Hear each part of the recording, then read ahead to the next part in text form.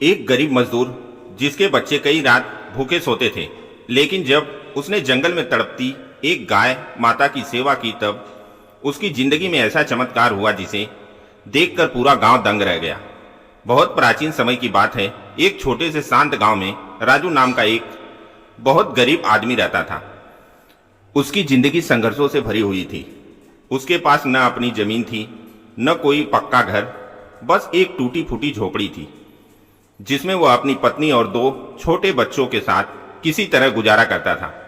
सुबह होते ही वह मजदूरी की तलाश में निकल जाता और शाम को थका हारा लौटता, लेकिन कई बार ऐसा भी होता कि दिन भर मेहनत करने के बाद भी उसे काम नहीं मिलता और उसके बच्चों को भूखा ही सोना पड़ता था।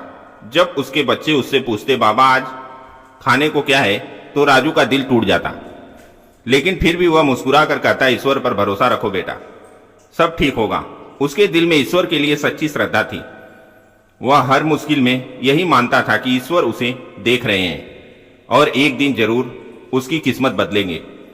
लेकिन गांव के लोग उसकी इस आस्था का मजाक उड़ाते थे। वे कहते, अरे राजू, अगर ईश्वर होते तो तुझे इतना गरीब क्यों रखते। ये सब सुनकर राजू के दिल में दर्द होता, लेकिन उसने कभी किसी से शिकायत नहीं की और न ही ईश्वर से कभी सवाल किया। एक दिन दोपहर की तपती धूप में राजू जंगल की ओर लकड़ियां काटने गया था। सूरज सिर पर आग बरस रहा था और पसीने से उसका शरीर भीग चुका था। तभी उसकी नजर एक पेड़ के नीचे पड़ी एक गाय माता पर पड़ी। वह गाय माता बहुत कमजोर और बीमार लग रही थी। उसके शरीर पर धूल जमी थी और उसकी आंखों में दर्द साफ झलक रहा था। वह इतनी कमजोर थी कि उठ भी नहीं पा रही थी। राजू कुछ पल के लिए वहीं रुक गया। उसने चारों तरफ देखा, लेकिन वहां कोई नहीं था। उस गाय माता की हालत देखकर राजू का दिल भर आया। उसने धीरे से कहा, हे ईश्वर, एक ऐसी हालत है इस बेचारी गाय माता की। फिर उसने बिना देर किए पास के तालाब की ओर दौड़ लगाई। अपने फटे हुए लोटे में पानी भरकर लाया और बड़े प्यार से गाय माता के मुंह के पास ले जाकर उसे पानी पिलाने लगा। पहले तो गाय माता ने धीरे से सिर उठाया, फिर जैसे ही पानी उसके मुंह में गया उसकी आंखों में एक चमक सी आ गई, मानो उसे नई जिंदगी मिल रही हो। राजू ने आसपास से हरी घास इकट्ठा की और अपने हाथों से उसे खिलाने लगा। उस दिन पहली बार किसी ने उस गाय के साथ इतना प्यार और दया दिखाई थी।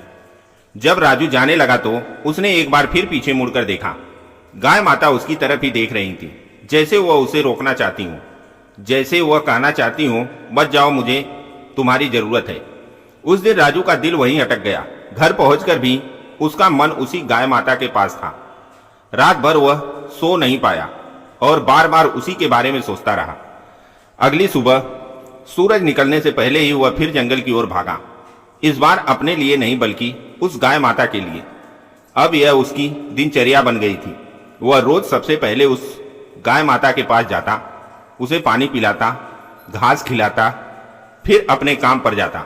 कई बार ऐसा भी हुआ कि उसे पूरे दिन काम नहीं मिला और वह खुद भूखा रह गया, लेकिन उसने कभी उस गाय माता को भूखा नहीं रहने दिया।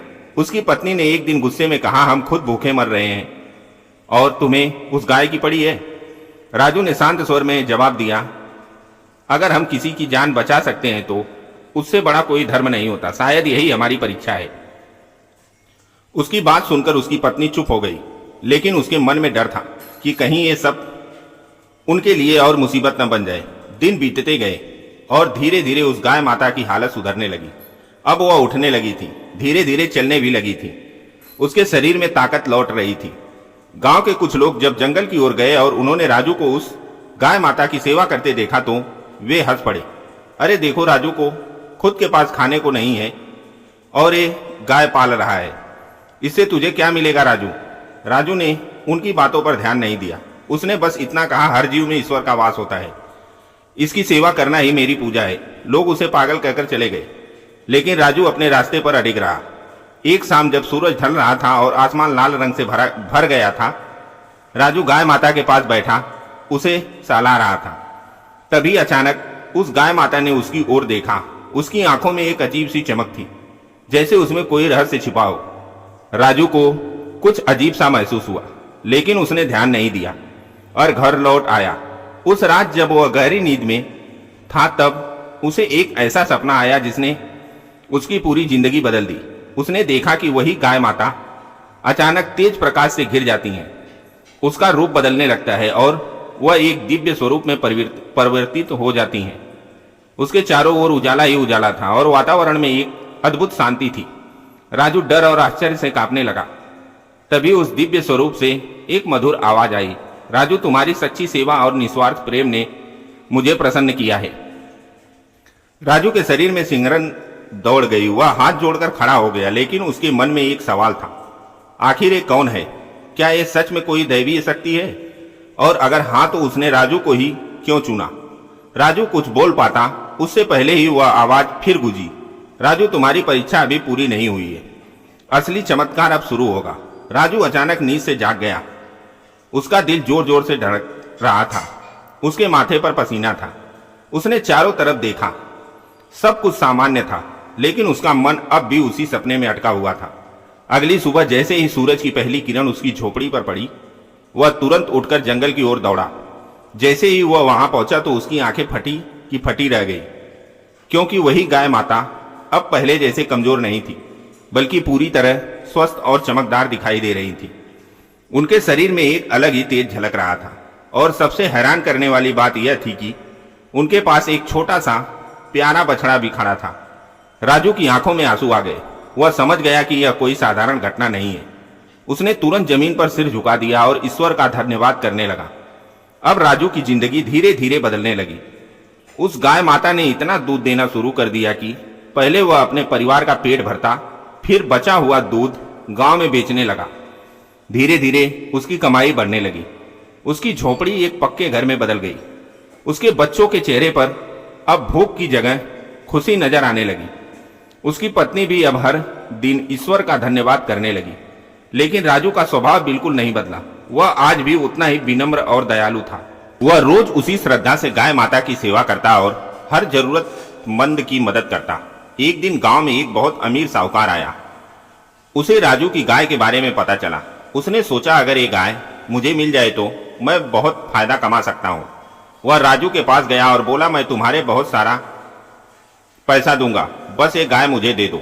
लेकिन राजू ने साफ मना कर दिया। उसने कहा, ये गाय माता मेरे लिए ईश्वर का रूप है, मैं इसे किसी भी कीमत पर नहीं बेच सकता। साहूकार ने बहुत लालच दिया, लेकिन राजू अपने फैसले पर अडिग रहा। उसी रात फिर एक चमत्कार हुआ। राजू ने देखा कि उसकी झोपड़ी के बाहर तेज प्रकाश फैल रहा है। वह बाहर निकला तो उसने देखा कि वही गाय माता एक बार फिर दिव्य रूप में बदल गई हैं।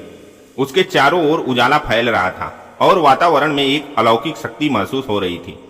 राजू कांपते हुए हाथ जोड़कर खड़ा हो गया। तभी वह दिव्य आवाज फिर गूंजी, राजू, तुमने लालच को ठुकरा कर यह साबित कर दिया कि तुम्हारा दिल सच्चा है। तुमने कभी स्वार्थ के लिए सेवा नहीं की, इसलिए अब तुम्हें तुम्हारे कर्मों का पूरा फल मिलेगा। इतना कहकर वह प्रकाश धीरे धीरे आसमान में विलीन हो गया और गाय माता फिर अपने स्वरूप सामान्य रूप में आ गई। लेकिन उस दिन के बाद से राजू की जिंदगी में और भी बड़े बदलाव आने लगे। उसकी कमाई बढ़ती गई। उसका नाम दूर दूर तक फैल गया। लोग उसे एक नेक और भाग्यशाली इंसान मानने लगे। लेकिन राजू हमेशा यही कहता रहा कि असली चमत्कार गाय माता नहीं, बल्कि निस्वार्थ सेवा और सच्चे दिल की शक्ति है। समय के साथ राजू गांव का सबसे सम्मानित व्यक्ति बन गया, लेकिन उसने कभी अपनी पुरानी जिंदगी को नहीं भुलाया। समय बीतता गया और राजू की जिंदगी खुशियों से भर गई। अब उसके घर में कभी भूख नहीं आती थी। उसके बच्चे पढ़ने लगे। उसकी पत्नी के चेहरे पर हमेशा मुस्कान रहती थी और गांव के लोग भी उसका सम्मान करने लगे। लेकिन सबसे बड़ी बात यह थी कि इतना सब मिलने के बाद भी राजू का दिल नहीं बदला। वह आज भी हर जरूरतमंद की मदद करता, भूखों को खाना खिलाता और गाय माता की सेवा को अपनी सबसे बड़ी पूजा मानता था। धीरे धीरे पूरा गांव समझ गया कि असली चमत्कार धन में नहीं, बल्कि दयालुता, सेवा और सच्चे दिल में होता है। और तभी से लोग कहने लगे, जिसके मन में करुणा होती है वहां स्वयं भगवान का वास होता है। दोस्तों, अगर आपको यह वीडियो पसंद आई हो तो वीडियो को लाइक करें, हमारे चैनल कहानियों का खजाना को सब्सक्राइब करें और कमेंट में हमें बताना ना भूलें कि यह कहानी आपको कैसी लगी। धन्यवाद।